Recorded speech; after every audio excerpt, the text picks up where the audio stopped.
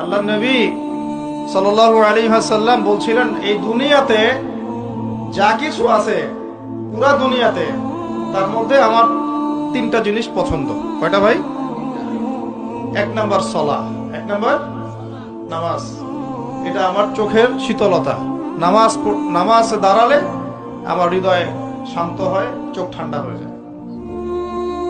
এটা নবী সাল্লাল্লাহু আলাইহি ওয়াসাল্লামের পছন্দের। দুই নাম্বার, এই পুরা দুনিয়ার মধ্যে আমার পছন্দ হচ্ছে সুগন্ধি। কি পছন্দ? সুগন্ধি।